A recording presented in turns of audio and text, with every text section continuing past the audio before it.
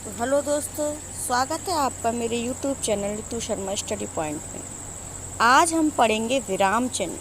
विराम चिन्ह क्या होते हैं? जैसा कि आपको नाम से ही पता चल रहा है, विराम विराम का हिंदी में अर्थ होता है रुकना या ठहराव। तो हम विराम का अर्थ पढ़ेंगे रुकना, अर्थात निम्नलिखित रूप में रुकने का भाव का संकेत स्पष्ट करने के लिए जो चिन्ह लगाए जाते हैं उन्हें हम विराम चिन्ह कहते हैं। क्या कहते हैं उनको? विराम चिन्ह उनको कहा जाता है। ठीक है, अब हम आगे पढ़ते हैं। इसके प्रमुख विराम चिन्ह के भेद, इसके प्रमुख भेद क्या क्या हैं देखिए। नंबर 1 आपका भेद आता है पूर्ण विराम।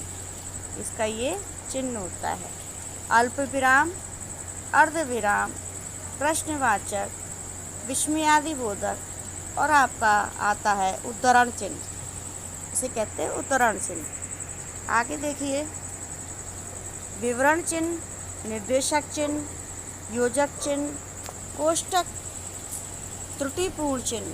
त्रुटिपूर्ण चिन्ह का दूसरा नाम भी है हमारा, उसे कहते हैं हम हंस पद चिन्ह। क्या कहते हैं? हंस पद चिन्ह भी हम इसको कहते हैं।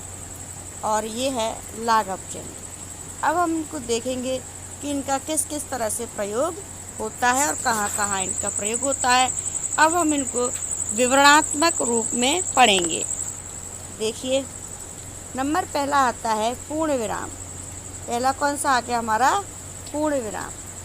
पूर्ण विराम जैसे कि नाम से ही पता चल रहा है, पूर्ण का मतलब पूरा होना, समाप्त होने पर। पूरा हो गया कोई काम, समाप्त होने पर। जब हम किसी वाक्य को पूरा समाप्त हो जाता है तो समाप्त होने के बाद हम एक खड़ी लकीर को खींच देते हैं, उसको कहा जाता है पूर्ण विराम। खड़ी लकीर को खींचते हैं इस तरह से, उसे कहते हैं हम पूर्ण विराम।